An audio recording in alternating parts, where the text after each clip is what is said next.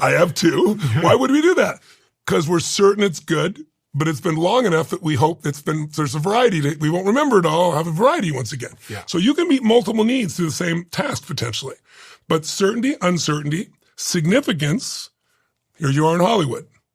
Why do people come to Hollywood? Be famous. To be famous, right? They don't know what that really is. If they did, some of them would move away from it. But significance is what they're looking for. But what they really want is love.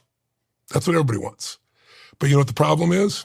They think if they're significant, everyone's going to love them. And I get these clients, without mentioning any names, the biggest names in Hollywood, the biggest names in sports. And you know what their number one thing is? They're angry. Why are they angry? Because they thought if I'm significant, everybody will love me. And now they go, people rip me online. They interrupt me with my family trying to have dinner. They don't give a shit about me. They just want a picture. They just want this. And if I don't do it, they write that about me. They care about themselves. They care about themselves. And so what happened is I thought by being significant, I would be loved. And now I'm super significant and I'm not loved. I'm attacked. Because the more you try and push your significance on someone, the less significant they make you. If you love someone, there's nothing more significant than that. True love, not a trade, not I'll love you if you give me something. Genuine love. And if that happens, you become significant in people's lives. But that's the number one challenge in this community. So significance, love, have attack. If you're significant, you're the individual. But I need to be connected. Well, if I'm so connected, who am I? And that's the pull. The secret to it all are the final two needs. These are the spiritual needs, not religious, but spiritual. And that is, we all must grow. When you grow, you feel alive. And if you don't grow, you start to die inside. And this isn't my rule. Everything in the universe grows or dies, as you well know. This is the law of the universe. If your relationship's not growing, it's dying. Don't bullshit yourself. If your business is not growing, you're a businessman, you know, it is not growing, it is dying. You better do something now, right? But we grow so we have something finally to give, which is where meaning comes in life.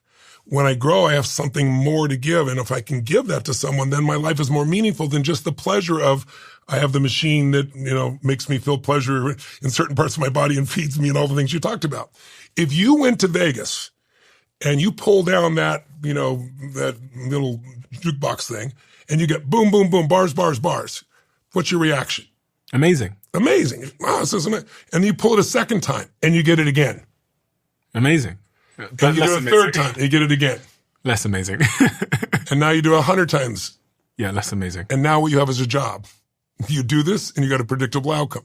The fact that you don't know what the outcome is, that's the jackpot in it that gets someone hooked on anything.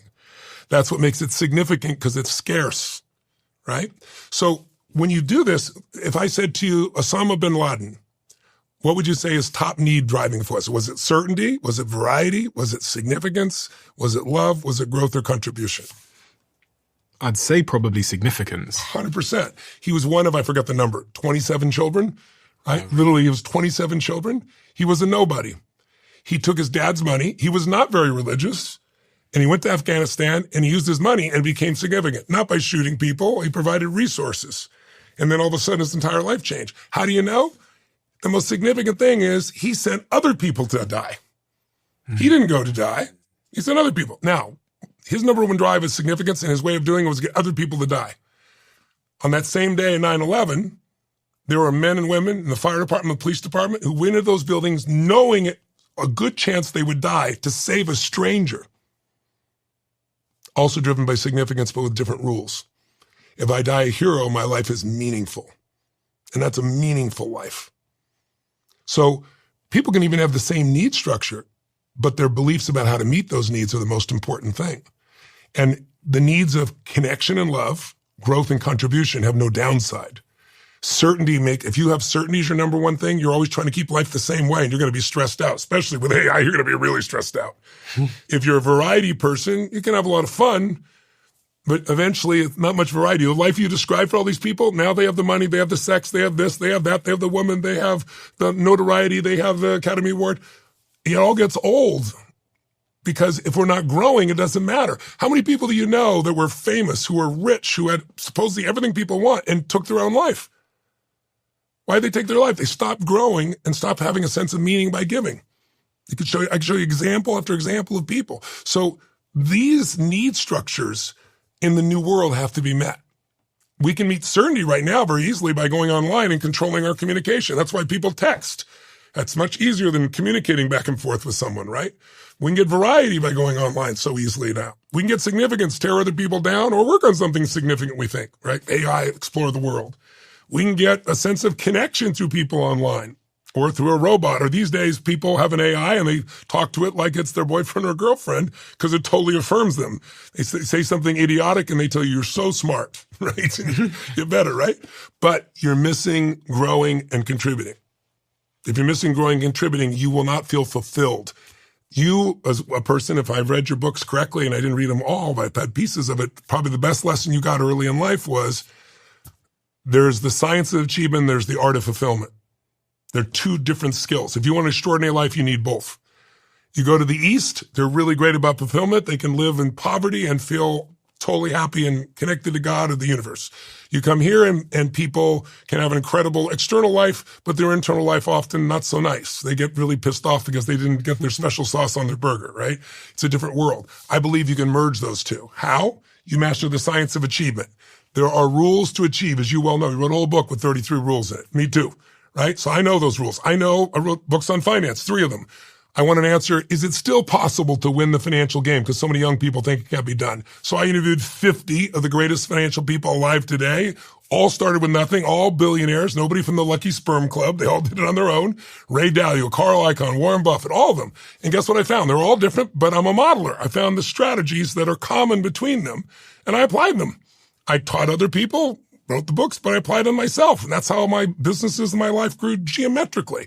I modeled. I didn't have to learn on my own experience. You follow? I've got to ask you some questions on those 2 points. So on these 6 needs, because I also want to ask you about the 50 rich people that you've interviewed for the books. But on those 6 needs, when you look at someone like me and you look at the broad world that I'm heading towards as a 30-year-old man, what configuration of these needs? Well, I'll tell you what creates all the pain first. Okay, please. So if I go to a room and I'll say, I explain these needs like I have. I know this is kind of lecture here. I didn't mean to be that, but I just want to share because I'm so passionate about it. And I'll get people to understand what they are. And then I ask them, I want you to write down what you think your top 2 needs have been, not in what you want, but in the way you've been living. Because people may want love, but they think they have to be significant before they can get it. Mm-hmm. Or they might want love, but they want certainty that love will never go away. You follow me? Mm-hmm. And so that modifies things. And I'll say, so the way you've lived, what have been the top 2? And then I say, I want you to write a paragraph about what's the downside of having that one so high on your list. And it's amazing. So then I say, now write what you think your list top 2 should be to go to the next level of your life. Okay? Let's have you do that. What do you think your top 2 needs have? I see you doing it already, which I love. I love how active you are. So what would you say your top 2 have been up until now? I think if I'm being completely honest. Yes. And by the way, I want to thank you because I watched several of your pieces and you're not bullshitting about it. So good. There's just no, I'm going to die someday. So there's no, even if being honest makes me look bad, it's like, who cares? Of course, like significance, of course. Yes. Especially from where I came from. Yeah. That was the big problem was, being different and not in a good way. That's right. And then I would say, interestingly, it feels like uncertainty and significance are really, really high for me because yes, for some reason, I have a huge appetite for uncertainty. Yeah. Well, disruption. You're wired that way in a beautiful way. It also leads to learning for you. That's one of your vehicles for learning, is it not? Yeah. Yeah. Dropping out of school, stopping going to school when I was younger, dropping out of university. Yeah. Quitting jobs where, I shouldn't have quit them after a month. Which, by the way, if certainty was your top need, would you have done that? No. Completely. So do you understand this? I'm talking about the 6 controlling forces of your life. There's a million stories about your life, but there's only 6 reasons you do anything. Yeah. You have all these stories with reasons. So what would you say would be the downside of that? By the way, there have been upsides, right? Yeah, great, yeah. We're sitting here because of the upsides. Your desire for significance made you look for significant ideas, significant application, succeed in business. The downsides of wanting significance is at the top, not because it's valuable. Significance is valuable, period. Everyone should want it, but it's the sequence. So if it's the top of your list, what's the downside? For me, it costs me connection and love and all these and some of these other opportunities. That's correct. Which is what you really want underneath it all. Yeah. Your desire for significance really came from the fact that you were not loved and connected by people. People judge you the color of your skin. They put you in a community where you were different. You were outside so it's like, I'll show them. Yeah. Right? Yeah. Which, by the way, is a very healthy response. right? But now at this stage of your life, Yeah. this is the gift that you have now at this stage of your life, right? You're entering this second season, right? Yeah. Now you don't have to be driven by that anymore. Yeah. You already are significant. Yeah. Like, what more are you going to do that's significant? I'm sure you'll find more significant things to do, but you've done so many significant things. You've helped millions of people, I'm sure, through your insights, your elements. You've written books, you've built businesses, and you're only 33 years old. That's pretty effing awesome, right? So now you get the leisure of being able to sit back and say, now with a greater level of consciousness, what would ideally be my top two? What would you say your top two need to be to have the next level of your life, to go to the next level for you? It was really easy for me to answer this question. Connection and love, and the need to grow and give. Yes. Yeah, well, those are two different ones. Contribution, Okay. growth and contribution. Of those two, which one do you think is even more important for you? Oh, God, of those two. Yeah. It's hard because one you can see as a vehicle to the other. Yeah, exactly. I understand that, but I'm asking a different question. I'm saying which is more important to feel, experience? It would be contribution. Yes. So for you, you're saying love and contribution? I'm saying love and contribution. In what order? Love first and then contribution. It's a good choice. I tried the other way around, and I thought, no, it's almost like monks have said to me many years ago that you need to fill up your cup so you have something to pour out for others. Yes. And that's what I was thinking of. I was thinking it doesn't work the other way around. That was a wise choice. Most people wouldn't make that choice. For most of my life, was contribution first and then love. It was my way of earning love. And so, like, I'd be on stage for 13 hours, and this is before people had phones, and everybody wants to sign something and give me a hug. I work my guts out, and then that was my take it in time. So I'd be there, finish at 1:30 or 2 in the morning, and I'd be there till 3:30, till every person had an autograph, got, their hug and everything else. Now it's pictures a lot faster, but that was my life. I met my wife, Sage, changed my entire life. She didn't care that I was Tony Robbins. She just loved me. And all of a sudden, I never thought 12,000, 15,000, 20,000 people of love pouring at you could compare, one person compare, but way beyond that. So now I finish it. When I give my guts, I go to 1 in the morning, but then I get up and I leave, right? I take pictures in the middle of the day, but then I leave at that time and I go and be with my wife. And it switched where love was there, because think about this. If contribution is first, and this is what a lot of people do, then it's a way to protect yourself from feeling rejected. Because if I'm always giving to you truly generously, over beyond what you can imagine, and then you treat me like shit, well, then you're clearly the problem, right? I don't have to think I'm not enough. So, but the more honest way is love, because if it's love first, now I'm giving because I want to, not because I have to. Does that make sense? So tell me how you think that would change your life if you made love and contribution your top two, and the way you actually live. Because you already value love and contribution, but if they were the highest priority, how would it shift your life for the better in your mind? I feel like I would be significantly less stressed. You are correct. You are absolutely correct. So when I ask the audience this, I have them write down, and I've got 15,000 people, and I'll say, okay, how many have certainty on your list? And they've come to an event that has a firewalk, right? And you get like 50, 60% of the rooms in their top two of their list, right? Because in our culture, it's still the most important one. It's the foundational one. It's the one that's going to have the biggest problem with AI, because they want things to stay the same, and life isn't. The only thing that's for certain is change. And now rapid change, like geometrically rapid change. Okay. Variety, small number, significance, through the roof. Social media has made significance disproportionate in our culture, and it's why people are so unhappy. You used to maybe compare most yourself to your neighbors or your friends. Now you compare yourself to billionaires, of which there's only 3,000, right? And so you're like, my life's not that great anymore. Or you compare it to pictures that have been doctored. A friend of mine owns a gym, and he says, Tony, you can't believe it. Women and men come in here who are influencers. They lay everything out, and then they do their video, and they never work out. They're 27 years old. They don't have to work out for shit. I mean, it's like they do a minimum workout. They got jeans. They're just fine. They don't even do the workout. It's all pictures. It's all bullshit, right? He goes, it makes me so mad because, real people there are working hard to make something happen. So that's why people get women especially, depressed, comparing themselves to images that are not even real, right? It's totally absurd. So when I do it with the audience, though, certainty and significance is 80% of the room. Right? There's growth people, contribution people, but that's the dominant force because of our cultural conditioning and because certainty is basically a survival tool. Then I've asked them to do what you did. And I say, okay, tell me. I don't tell them anything. Like, I didn't tell you anything. And then I say, okay, who has certainty on their list now? And in a room of 15,000 people, 12,000 people, there might be like 5. Okay, there's 5 people that really do like pain. So I point that out to them and they look at me. And then I go, okay, how many you got, variety? It'll be more variety. How many got significance? The number plummets, just like it did with you. People, I didn't tell them anything. Their own intelligence knows this, right? Mm-hmm. How many got love? Through the roof, right? Contribution through the roof. Growth through the roof. Those are the ones that expand.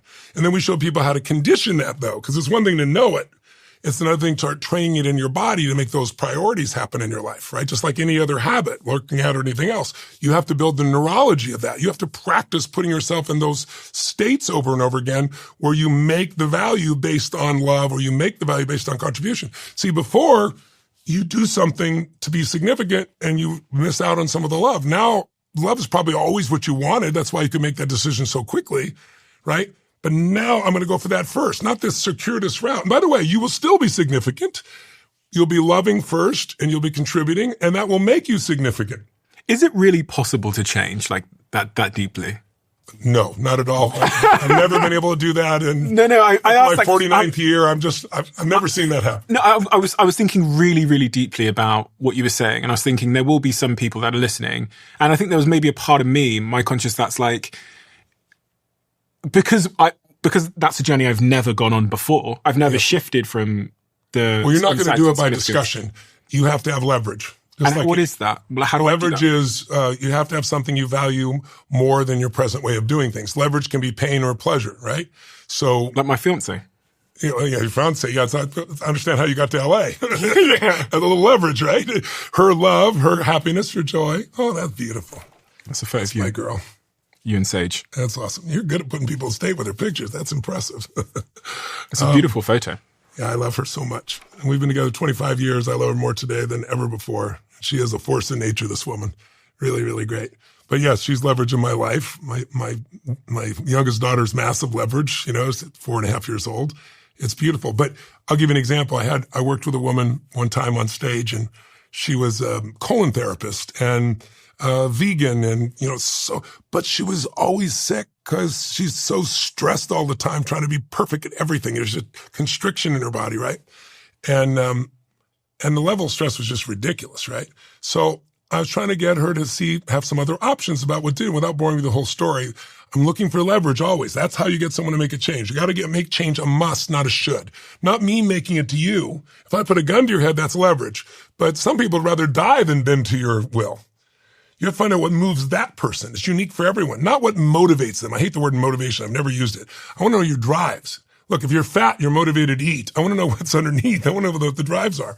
So this woman, I'm trying to help her make changes, and I show her these things and see the consequences, and she wouldn't change. So finally I said, man, I got to push this lady. I said, how long, I wouldn't tell her this, I said, how long will the person with a level of stress, with these things you're doing and these ailments, how long will a person like that live if they don't change?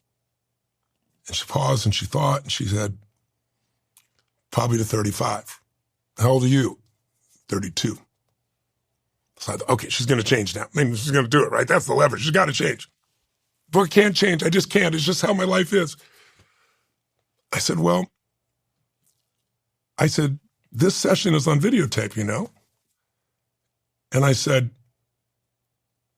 how do you think your daughter's going to feel when she's carrying your coffin and she knows that you knew you could shift this and you didn't? This is pretty intense. I mean, she thinks she's going to die. If she doesn't do it, she probably could. So I'm picking up big leverage, right? She goes, I know, that's horrible, but I can't change. And part of my head, I'm like, holy shit, she's not going to change here. What the hell's going to change her? And then I said to her, yeah, what if her new mother's a meat eater? And she exploded on stage. That is not happening. I will not make this happen. I mean, she went berserk and she goes, fine, I'm changing this now. There is always leverage. There is something that will make change a must and not a should. Change is never a matter of ability. It's always a matter of strong enough reasons, of motive. If you got strong enough reasons, you can do just about anything. But if you have weak reasons, you're not going to do anything. So the fact that you understand this is our discussion. Mm-hmm. In an event, you'd be in a rather peak state, and I take you through a process of consequence where you will envision what the consequences are, and then you can make that shift. And you still got to condition it. This specific change is the hardest one. I think a lot of people might say, I was thinking forward as life events to come, and becoming a father. Yes. Is often. That will absolutely shift a lot of people. Becoming a father, getting married, falling in love. There's certain events. Losing people will make you reevaluate things. Hitting a birthday, you're 33. When you hit your 40th birthday, I'm sure you don't think it will be any different. I remember people telling me that, but you tend to reevaluate for some weird reason in our culture. And after 40, usually a 5-year or a 50-year, 60-year. It's just part of the way we look at life. There's a process you go through, and there'll be different things that trigger you. But when you want a real lasting change, you have to change the driving force. When we change these, it's changing your values. So again, think about how your brain is a predictor, and it's trying to close the gap between what it's predicting and what reality is. When it's not working, it looks for an answer. When you get to the point where your old strategy doesn't work enough and you have enough pain, you will search for something new. And if at that time we can give you something that actually works, you'll grab it. It's like if you're drowning in a sea of confusion and I throw you a life raft, you're not going to go, I don't like the color. You're going to grab a hold and it comes into your unconscious. And the last thing I'd say about that is, it's also about going beyond your conscious mind, right? If you ever try to do something and then sabotage yourself, it says consciously you wanted one thing, subconsciously another. I believe all lasting change happens in an altered state. When I say an altered state, you could call it hypnosis. I tell people I'm a dehypnotist. Most people walk around in hypnosis. People tell me you can't hypnotize me, and they're in a hypnotized state in that moment. Do you ever drive your car and then something catches your attention and you stay focused on it too long, and all of a sudden you realize, holy shit, who's been driving the car? Yeah. You ever have that experience? That was a hypnosis state. Hypnosis just means you're inside, not outside most of the time. And in a hypnotic state, what goes in deeper than just in a consciousness state. That's why I like doing storytelling. And my wife and I there's certain things in life that just shouldn't happen that are inhuman, and trafficking is one of them. And we had a friend that child was taken and trafficked. It was the most brutal thing. And so it got us involved. And so now we've contributed to 72,000 children being saved. I've gone out on some of these undercover with scars on my face and elements. It's the most brutal thing you can possibly imagine. But I tell you this because when you witness certain things in life that are so intense, they alter you. They change you. They change what you value. They change what you make important in your life. And so what I say to people, you want your life to keep growing, keep putting yourself in new environments. Keep getting around things you're not used to and let something hit you. People don't know their passions because they keep going and doing the same things. It's get around where it's better and see what hits you. And something's going to strike you. Something's going to wake you up. Something is going to make you feel more, desire more, want to give something to life as opposed to just live your life. Because the life you describe to those people is predictable.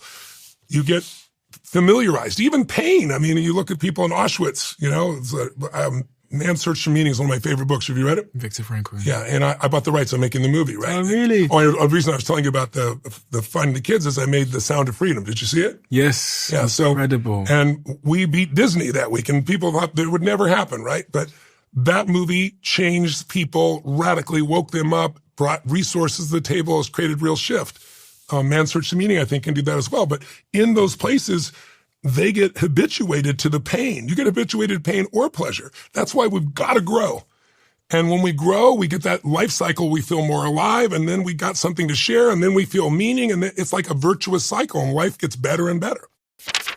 Last month, I told you about our sponsor, Function Health, and their team, who've developed a way of giving you a full 360 view of what's going on inside your body. They offer over 100 advanced lab tests, covering everything from hormones, toxins, inflammation, heart health, stress, and so much more.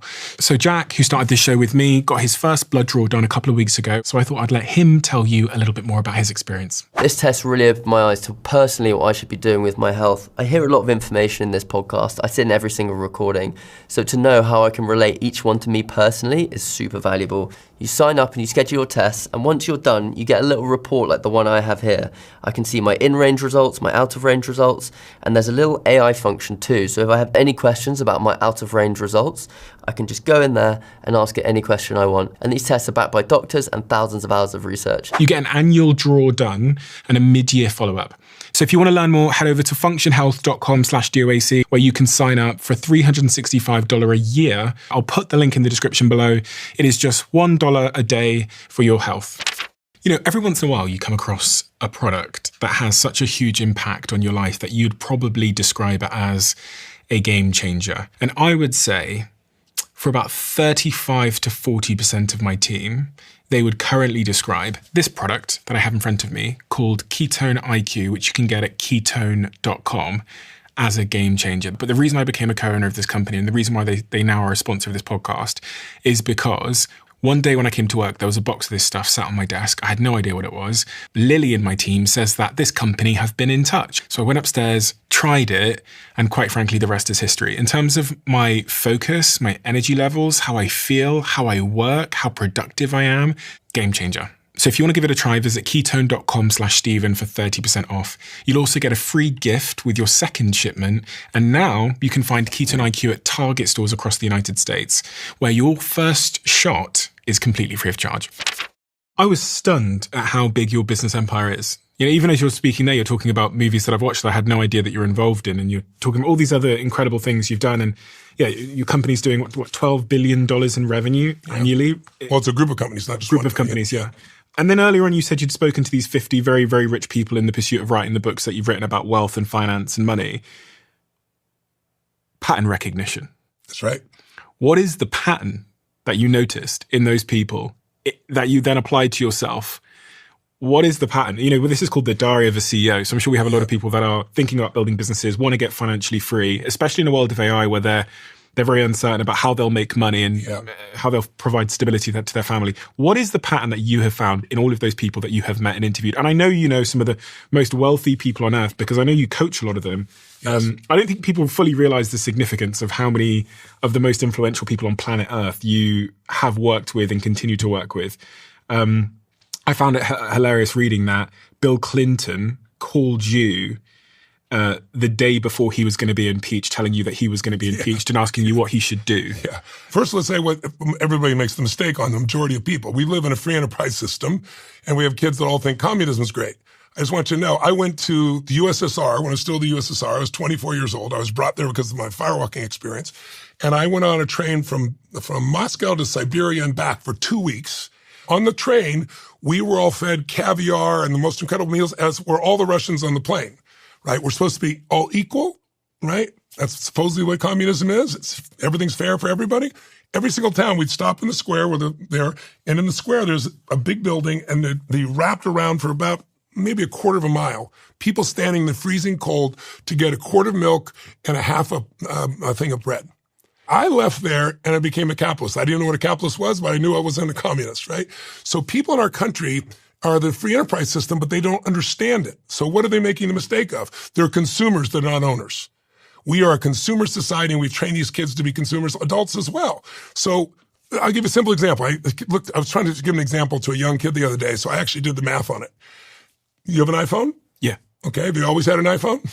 Well, yeah, for the last decade or more, yeah. All right. So iPhone's around for 18 years, 19 years? I went and did the numbers and found out what the cost was for every iPhone, added it up. If you got an iPhone each time, somebody who's older to death, you spent $22,000 and some change at the retail price. If you bought the stock, I went and saw what the stock was on the same day the thing came out, and you bought the stock, same amount of money of the stock. Apple stock, $326,000 right now. Instead of out 22 grand, you have 326. If you're going to use an Apple phone, I'm not saying it's Apple specifically, I'm not making a recommendation. Why would you not own the company? Right? Because we don't teach people to think that way. And so now they think communism is going to be the answer. They don't understand what that really means. They have no clue. So you have to become an owner. That's what you have to do. Then the second piece is, when I interviewed all these people, I found 4 things with them. I found, number one, they're focused. Didn't matter if they're a macro trader or if they were a value trader, or it didn't matter what their style was. The 4 things that had in common, I call them the core 4, was, number one, they all were focused on not losing money. Most people are trying to make money. And the reason is, they know if you lose, you got a $100,000 investment and you lose 50%, how much do you have to grow your money to get your money back? And people will say 50%. No, you got to grow at 100%. Right? You get it? Yeah. Right? So they know that. So they're first making sure they don't know. How do they do that? They do it by asset allocation. Right? They all have different asset allocation strategies, which at the most basic level is, you don't put all your eggs in one basket. Most people put all their money in their business or their house, right? They know that that is the kiss of death. And so they look at how to divide their assets where they have a certain amount in a more secure environment, meaning not a lot of upside, but it's kind of like the nest egg, and they have some that are more at risk. And there's different, and I learned what theirs are, and I taught those different ones. But the most valuable one, I know you know, because I read it in your book, and I was really impressed, asymmetrical risk reward. Their entire focus is not about taking risks, right? There's only a few people. You think you're a billionaire because you took giant risks. Right? No. Maybe some do, but they don't usually stay billionaires doing that, right? How do they do it? They figure out what's the smallest amount of risk with the most amount of upside that I can do. And so Paul Tudor Jones's approach was 5 to 1. If I'm going to risk $1, I want to be certain I'm going to make 5. You and I, most average people, would normally think, I used to think, well, 12, 15, 20% return, right? But here's how it works. If I risk $1 and I'm certain I'm going to make 5 and I'm wrong, I'm down 1. I can risk $1 and still make 4. I can be wrong 4 times out of 5 and still be okay. That's how those guys become billionaires. Asymmetrical risk reward. I was talking to a gentleman who in 2008, he took $25 million and turned it into $2 billion in the worst economic time. He anticipated what was going to happen with the real estate. Everybody thought it was going to keep going up. He used synthetic bets and bet against it, made $2 billion. Brilliant job. And I said to him, what is the things that's missing for investors? He goes, well, the smartest investors are usually the worst investors because they want absolute certainty. They know everything before they decide. And by that time, the opportunity's gone. Mm-hmm. And he said, but the most important key for him was asymmetrical risk reward. He said, I think he said he risked 6 cents for every $1. He could have been wrong a dozen times, but he wasn't. That's how he did it, right? And then the fourth one is the obvious one we both know, which is diversification. But this is the real key.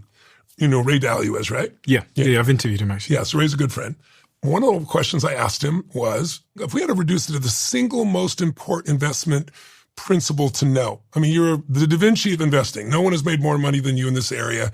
And I said, what is it? Is there one? There's got to be one. And he goes, Tony, there is. He goes, I spent almost 9 years refining this, and it's so simple. So the holy grail of investing is to find 8 to 12 uncorrelated investments that you feel strongly about. If you find 8 to 12 of those, you reduce your risk 80% and keep your upside. In fact, you slightly enhance your upside. Uncorrelated for someone. Uncorrelated. Now, that's the hard part today because so many markets are correlated. What does uncorrelated mean for someone that doesn't? Well, for example, stocks and bonds traditionally are thought of as uncorrelated, meaning, stocks in a tough time, in a growing time, stocks are where you put your money, but bonds are to protect you when the market goes down. Unfortunately, doing most things like 2008 or 2020, they both go down at that time, but nobody talks about that. They just go, it's this weird thing. It happens regularly. So things that don't move together. That's right. They don't move together. Well, so much is tied together today. But the only way to really do it is you've got to have private investment, private equity, private credit, private real estate. You have to diversify beyond just stocks and bonds. And then you can get that across it by different industries, different elements. Because think about this. This will blow your mind. Private equity, basic private equity, not I interviewed 12 of the best in the world. Basic private equity has outproduced every stock market in the world for 40 years. Every single stock market in the world, every year for 40 years. Now, you don't have total liquidity. You're giving something up, but your returns are in a different place. They don't have to sell when things are tough. They take advantage. These are the smartest people out there. And they're not just trying to get alpha. They're building value, right? They take a company, they put AI in it, they bring new people to it, and then they take it to the public, or in most cases, they sell it to private companies. There are fewer public companies than ever. So I looked it up, and it was fantastic to see. The average S&P for 39 years was 9%. Nice return. If you put $1 million down, you'd have $28 million, 39 years later without doing anything. But if you put it in basic private equity has averaged 15.7%. Think about the difference of compounding that every single year. Yeah, it's crazy. Now it's worth $328 million. That's the difference between the same investment in public versus private. So it's finding these pieces. But when you do 8 to 12 uncorrelated investments or more, reduce your risk by 80%. That's how you get higher returns and the same time because most people are behind. And You didn't come from a financial background. No, I have no financial background. You didn't study finance in university. No. So where did you learn all this stuff about finance? By going to the very best on earth. Like, why would I go to university to a professor who's never done anything when I can go to 50 of the smartest people on earth? Or in private equity, I went to 13 of the smartest ones, the most successful in history. Is your superpower learning? Yes, I think that's what I tried to say to you from the beginning. That's what pattern recognition, pattern utilization, pattern creation is. If you don't learn at a rapid tempo in the world right now, you're cheating yourself of an extraordinary life. Is there a tactic or a strategy to make me a better learner? Especially someone that does this podcast. I get to meet people like you, so I want to store everything in this time that we have. Yes, I believe in immersion and spaced repetition. So I believe, like, did you take a language in school? Oh, God, yeah, German. Can you speak it? 9. That's right. So most people go to college or high school and college and they take a language, right? And 5 years later, 10 years later, can't speak a word, right?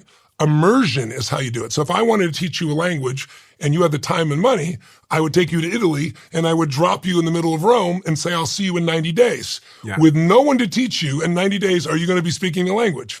Better. Yeah. You're going to speak the language. You're going to know the nuances of the language. You're going to have a pitch and tone that's more there because it's how you learned originally by total immersion. So the reason I do 12 hours a day for 4 days, 50 hours in a weekend or 60 hours, and most people think I'll never do that, but they're having the time of their life. So time disappears when you're enjoying yourself and you hate it. I mean, it feels like eternity.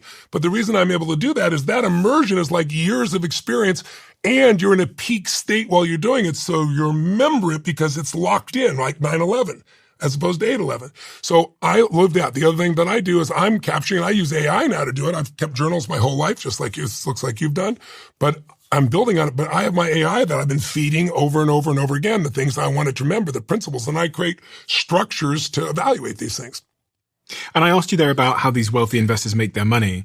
The last question I really have around this is how the best entrepreneurs in the world make their money. Again, we're called the Diary of a CEO. So there's lots of entrepreneurs and business builders watching. And I know you've worked with many of the world's top entrepreneurs. In fact, one of them wrote you a letter. Oh, which one? Mark Benioff. Oh, I love Mark.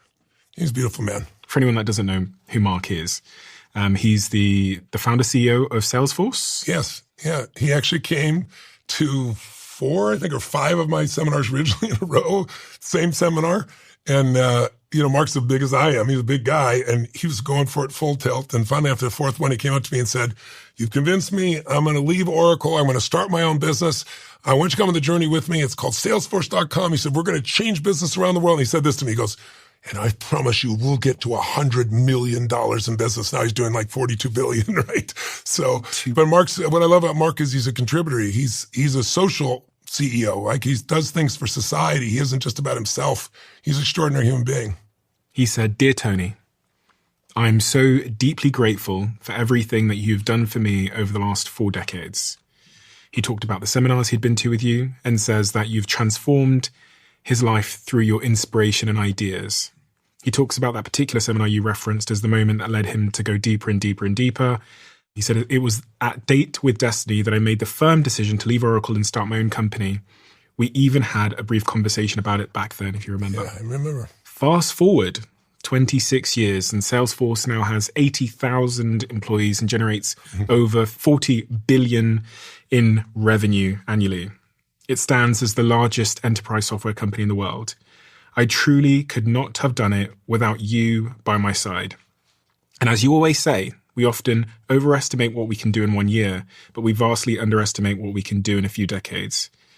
Tony, I started this letter with gratitude, and I'll end it the same way. When I reached my most difficult moments, you were there. When I reached my highest heights, you were also there. I never forgot that whenever I reached out for help, you returned the phone call or text, always quickly. Business and politics are temporal, but relationships are eternal, and yours is one I carry with me always. Congratulations on everything you're doing. I look forward to a wonderful future with you. Aloha, Mark. That's very beautiful.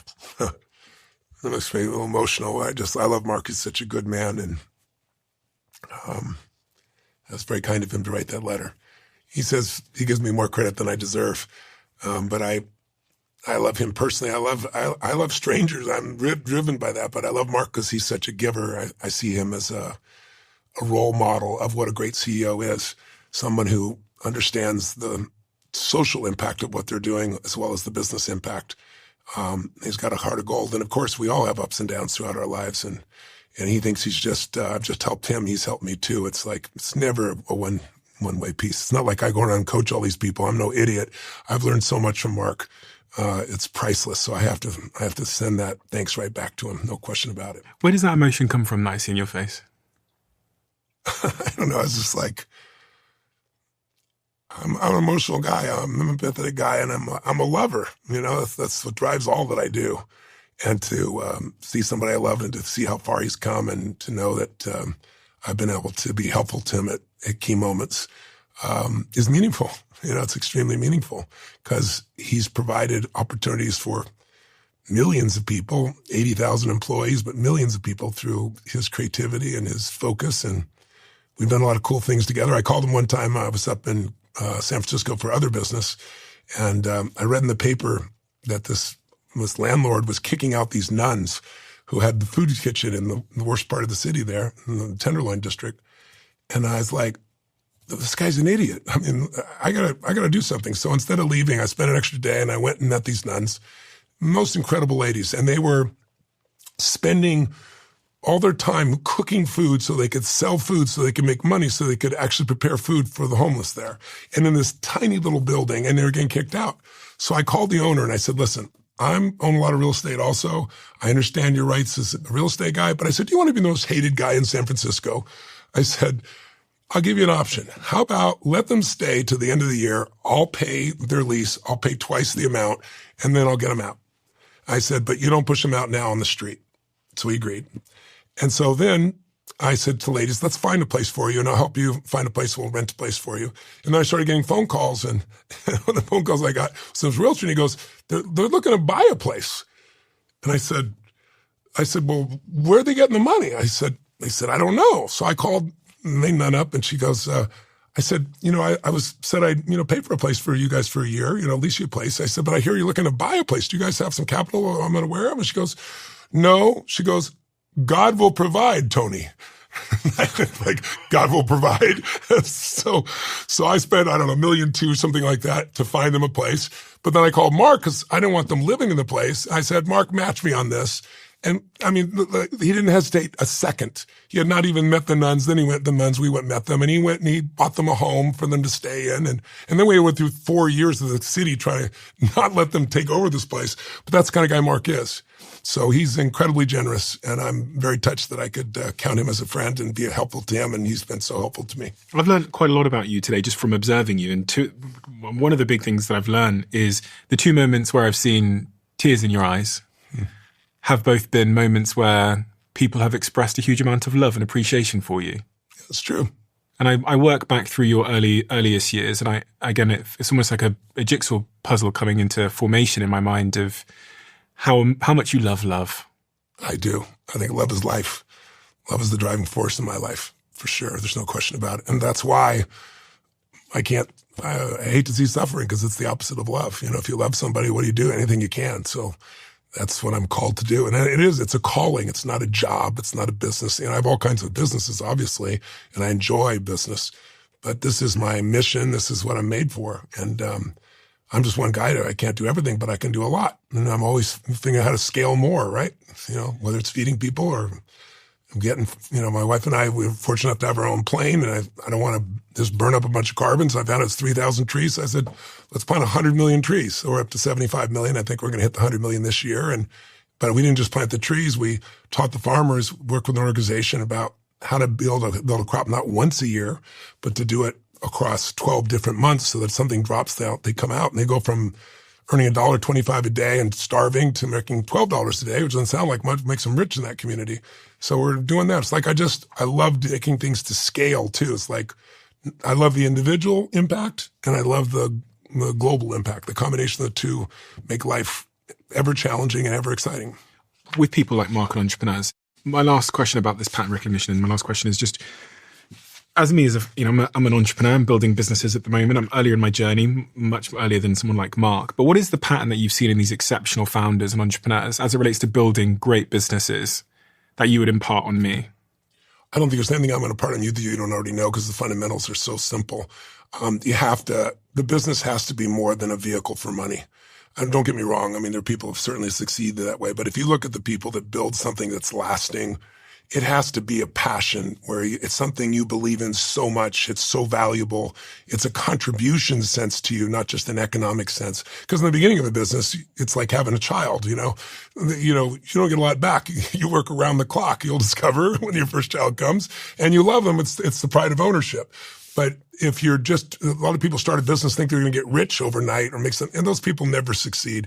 So it's like finding something, a vision that not only you believe in, but others are completely moved by it because you can attract people. You can't build an organization without great people. Do you think I could run all these companies if I was just sitting there every day? I mean, I've got some of the greatest leaders I could possibly recruit. I'm constantly looking for the second part, which is how do I find leaders? How do I find leaders that are smarter than I am in various areas and where I can pull together the right people together and create a culture that adds massive value and continually does so until it dominates that industry or that market or that marketplace. So I think you have to find something that's more than just a business for you. It has to be more than economics for you. It has to be a mission for the most successful people. And you have to be able to have something you can articulate that can attract people. And you have to constantly find the very best that you can. And you got to constantly prune. Because the law of familiarity shows up. That's what your friends went through, right? They got all these great things, but know how great it is after a while, it's familiar. It's like they don't have the same hunger. I look for not only wickedly smart people, which I love, but hungry people. When people ask me, like, what is the one common denominator of people that succeed on a massive scale around the world? I'd always in the beginning say, well, I love wicked intelligence, but I know a lot of very smart people that can't fight their way out of a paper bag in their relationship or their finances. They're smart in one area and not another. But the one that is absolutely, completely accurate is hunger.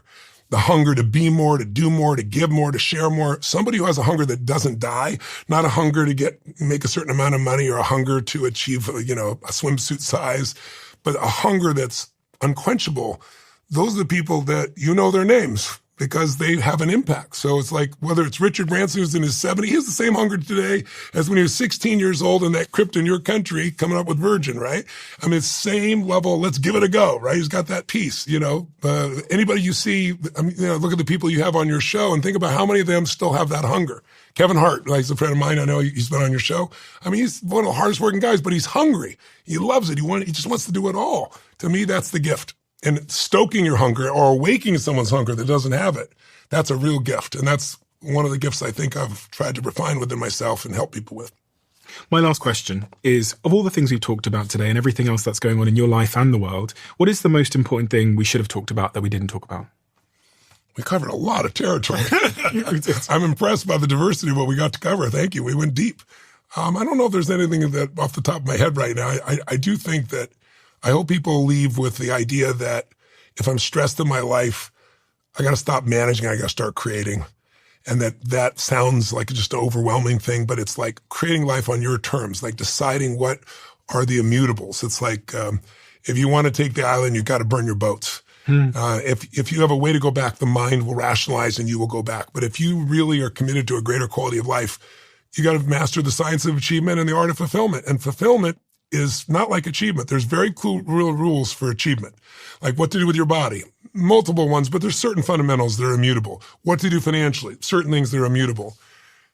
Fulfillment, that success without fulfillment is failure. And fulfillment is an art. It's not a science. It's different for you and me and everybody we meet. And so I'll tell you one real fast example. I know we've gone over in time. Steve Wynn's a good friend of mine, built most of Las Vegas. Brilliant guy, absolutely brilliant. And one day, Steve calls up. He goes, there's a painting that I have coveted for over a decade. And he goes, I just recently outbid everybody at Sotheby's, and it just got delivered, and you got to see it. And I said, okay, I can't see it. I said, but I got to ask a question. How much did it set you back? And he goes, $86.9 million. I go, $86.9 million? Okay, I got to see what an $87 million painting looks like. So I go to his house. He takes me in, shows me this wall. It's a red square. It's a Rothko, if you know what a Rothko is. It's a red square, and it's not totally red, a little red and orange, right? And I look at him and go, Steve, they missed some spots. And he looks at me and gives me the look, and I start to tease him a little bit. I go, Steve, if you give me $100 worth of red paint, and you give me 10 minutes, I think I can match this. And I'm just screwing him with him a little bit. He knows I'm screwing him. He goes, this is a Rothko. I said, I know. He goes, no, but you don't know. Like, he committed suicide. He tells me the whole story, right? And I go, well, that better be blood of his for $87 million, right? But the reason I tell you this story is it's not making fun of Steve, it's making fun of me. He can look at that and he can barely see, and he knows what every stroke means. It has meaning for him. He knows what it's about, what it means, what the uniqueness of it. He knows the man's life. I see a red square. He has an experience. The richness of life is when you go deeper and figure out what makes you feel like it's a red square for someone else, but this is your thing. This is what fulfills you. I know what fulfills me. Family, love, as you can probably tell, and contribution in a meaningful way light me up like a Christmas tree, and they've made me go for 66 years and it'll keep me going, right? But people got to find what that is for themselves, because if you succeed and you're not fulfilled, what do you got? How many people have taken their life as super successful on the surface, but they weren't fulfilled? Some of the people made everybody on earth laugh when they took their life. Some people did businesses and took their life. I don't think most people are going to take their life, but you don't want to live more decades and not really be here, not experiencing fulfillment. So my passion is to help people be fulfilled, not just achieve. Amen. I mean, I've got so many other photos that I might as well show you, the ones that... This is the moment my wife and I met. That is the moment you met. Literally the moment we met. How did you get Beautiful this? one. That's my mom. That's Jim Robbins. This man adopted me. I have this one here. Oh, that's down. This one is actually down in Haiti. I went down there. That's when first group of people went to save all these kids. These were kids that had been trafficked. Yeah, my brother and sister. Wow. You do your homework. Very impressive. We have a closing tradition where the last guest leaves a question for the next, not knowing who they're leaving it for. And the question left for you is, if you could choose your life span, how long would it be? And at what point would you choose to die? That's a great question. Well, I certainly would want to live as long as my family does. And now I've got to live a little longer because I got a 4-year-old. I don't know if I'd want to live forever. I don't know, there's talk about, uploading your consciousness to a machine and so forth. I believe in spirit and soul. I don't know if that's going to be uplift to a machine. Maybe I'm wrong. Maybe it's just the process, but I want to leave as much legacy as possible. I want to live as long as I'm interested and useful.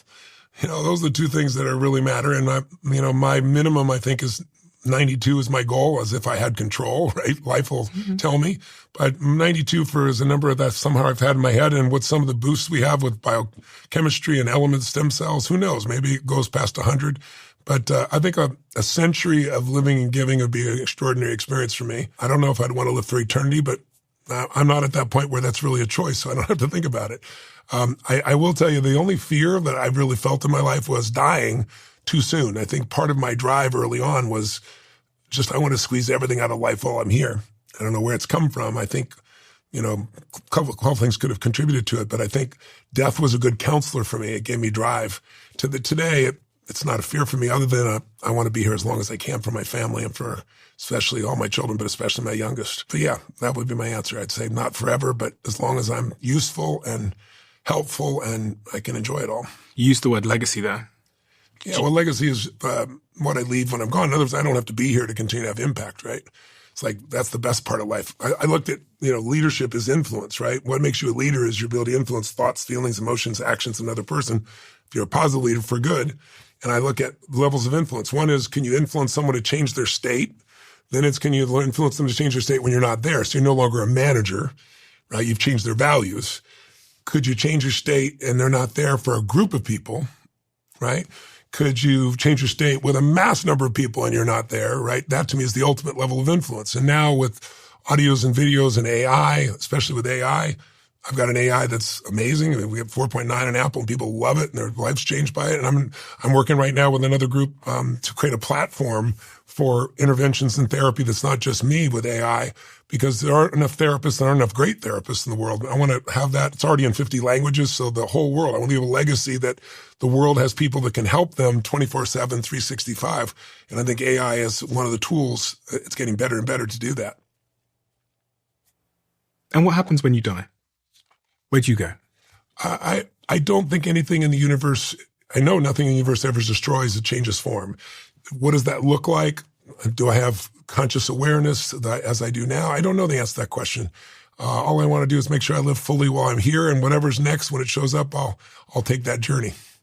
Thank you so much. For so many reasons. I think you've been a mentor to so many of us for so long in so many ways. Whether it's, I remember how profoundly impacted I was when I watched your piece on Netflix. And I'm Not Your Guru, yeah. Yeah, that was really the front door for me into your world. I'd seen your work before. I'd read the books and stuff, but for me, that was really a paradigm shifting moment. I think it was in that documentary where there was a young man who was suicidal. Yeah, it was that one, the Netflix. I'm Not Your Guru. There was one. That's how it started, actually. Matthias. Yes, Matthias. That was what, 6 years ago? No, that was 2014. 2014. So okay, 11 wow. years ago. Yeah. Gosh. There was a young woman there also. I don't know if you remember the young woman that was in that sex cult where they Yeah. made the children have sex with the adults. That one was very emotional. I was down in Brazil and I was doing a seminar for, about 10,000 people, and I'm walking through the aisle and this woman kept looking at me, and then I didn't realize it. She goes, "Don't you recognize me?" And it was her. She got herself out of the group. She wrote a book. She's now a therapist. She helps other people get out of it. So it's really fun to see years later. We actually did a follow-up at the 7-year mark or something like that afterwards to show what happened with these families. It's been really nice to see. Did you say his name was Matthias? Matthias, I believe. Matthias. He just wanted to, he sent an email just to say that, for anyone that doesn't know, he was a guy in the audience who had suicidal ideation and was clearly struggling. Yeah. It's been a decade roughly since then. You supported him, you helped him, and he's just sent an email to say that attending that event that day was a huge dream for him, and the experiences that he got from that have completely changed the trajectory of his life. And those memories continue to impact him as he continues to support his growth, his habits, his decisions, and his outcomes. And he wanted to send his regards to you for that. That's really kind of him to reach out. That's nice. I love seeing people a year later, 10 years later, 20 years later. That's the great gift of my life. I walk down the street anywhere on earth, Sahara Desert. It's happened to me in China. People come up and say, "You changed my life." And I always remind them, I didn't change the life you did, but glad I got to help. What happened? And then they tell me stories. And outside my family, there's nothing that gives me more joy than to hear those stories. Well, you've done that for more people than I could possibly receive emails from. Hundreds, billions, really. If we're counting the amount of people, the amount of meals you fed through the work you've done through your company. You've invested tremendously also in saving the planet through your green energy investments, which we didn't get to talk about today, but I'm going to link that below for people to read about. One thing I would mention, if I may, is Paramount approached me, and we now have a 24-hour-a-day channel. And it's a fast channel, so it's free advertised supported television. It's a TV I grew up with instead of cable.